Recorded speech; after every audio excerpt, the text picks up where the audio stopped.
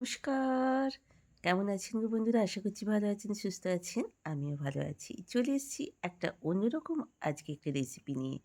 ঘরেতে ছিল দেখলাম ২ টো ডিম, কিছু বানানোর মতো ছিল না। আর আধ বাটির মতো মটরশুঁটি।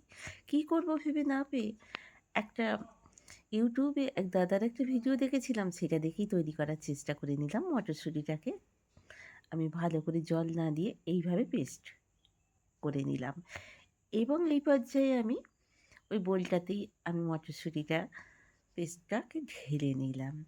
ঢেলে নিয়ে একটু অল্প আমি রেখে দিলাম। এর মধ্যে ২ টো মতো পেঁয়াজ আমি কেটে কুচিয়ে নিয়েছি এবং জল না দিয়ে এটাকেও আমি একটু পেস্ট করে নেব। তারপরে ২ টো ডিম এখানে আমি অলরেডি আমি ভেঙে রেখে দিয়েছি।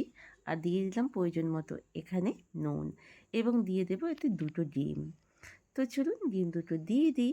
ডিম দুটো দিয়ে এবার ভালো করে, খুব ভালো করে মটরশুঁটি পেস্টের সঙ্গে ডিমটাকে ভালো করে ফাটিয়ে নিতে হবে একটু ধৈর্য ধরে। কারণ ধৈর্য ধরে ভালো করে ফাটাতেই হবে এটা।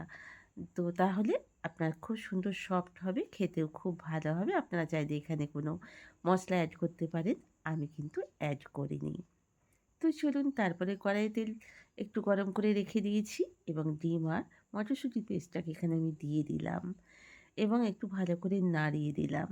কারণ ননস্টিকের কড়াইয়ে তেলটা একটু চারিদিকেই থাকে, মাঝখানটা থাকে না। তাই মাঝে, মাঝে আপনাকে একটুখানি করে উল্টে-পাল্টে একটু নড়িয়ে দিতে হবে। তাহলে ভালো রকম সুন্দর ওটা হবে। তো আমি এই পর্যায়ে দিয়ে দিলাম গোটা জিরে আর একটা তেজপাতা এবং পেঁয়াজ বাটাটা। এবং ভালো করে তেলেতে সুন্দর করে আমি পেঁয়াজ বাটাটাকে ভেজে নেব। একটু ধৈর্য ধরে ১ মিনিট মতো আপনাকে ভেজে নিতে হবে এবং তারপরেই দিয়ে দিলাম আদা রসুনের ১ চামচ মতো পেস্ট।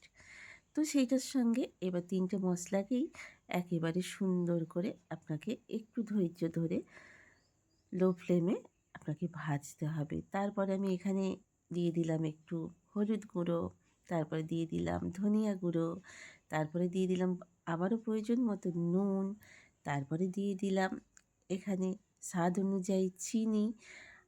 আর যেহেতু লঙ্কা আমি দিলাম না ইচ্ছা করে, এখানে একটুখানি লঙ্কার গুঁড়ো দিলাম আর আলাদা লঙ্কা দিলাম না।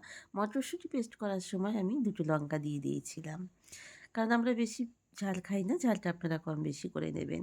গুঁড়ো মশলার সঙ্গে পেঁয়াজ বাটা, রসুন বাটা, আদা বাটাটাকে ভালো করে একটু ধৈর্য ধরে মিনিট ১ মিনিট অনুযায়ী ভালো রকম ভেজে নেবেন। আস্তে, আস্তে মশলাটা যখন কম হয়ে আসবে সেই পর্যায়েতে আমি এখানে আরেকবার ভালো করে ভেজে নিয়ে এই পর্যায়ে আমি দিয়ে দেব ২ টো মতো টমেটো কুচি।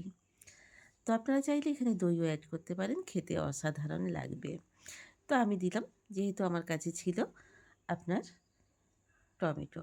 তো টমেটোটাকে দিয়ে দিলাম। দিয়ে ভালো করে একটু মশলার সঙ্গে আমি ভেজে নেব এবং ভেজে নিয়ে চাপা দিয়ে ভেজে নিয়েছিলাম। দেখুন টমেটোটা কি সুন্দর সিদ্ধ হয়ে গেছে মশলার সঙ্গে। তো আবার একটু ভালো করে আমি নেড়ে-চেড়ে নেব এবং প্রয়োজন অনুযায়ী আমি জল দেব। জলটা অবশ্য আপনাদের গ্রেভির জন্য একটু বেশিই দিতে হবে। না হলে মটরশুঁটির ওই বরফিগুলো আপনার টেনে নেবে ঝোলটা। তাই ঝোলটাকে আপনাকে গ্রেভি রাখার জন্য আরও একটু বেশি দিতে হবে। আমি এখন মশলাটা ভাজছি বলে সেই অনুযায়ী আমি মশলাটা জলটা একটু কম দিলাম। আমি পরে আবার একটু জল দেব। তাহলে মশলাটা একেবারে গ্রেভিটা টেনে নেবে বরফিগুলো, ডিম আর মটরশুঁটির বরফিগুলো। তো চলুন এই পর্যায়ে আমি এখানে দিয়ে দেবো একটু গরম মসলা আর দিয়ে দেব বাড়ির কাটা আপনার ধনিয়া পাতা। কারণ এগুলো আগেই দিতে হবে। বরফিগুলো দিয়ে আর বেশি নাড়াচাড়া করা যাবে না, যেহেতু এটা ভেঙে যেতে পারে।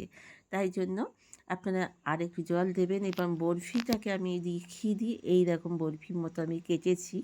তো এক পিঠটাই আমি মানে ভাজা, ভাজা করেছিলাম। ২ পিঠটা আর আমি তেল দিয়ে ভাজিনি। এবার বরফিগুলোকে আমি দিয়ে দিচ্ছি। এতক্ষণ পর্যন্ত আপনারা দেখছেন শ্রাবণী এমএস ব্লগে শ্রাবণী বসুর রান্নাঘর।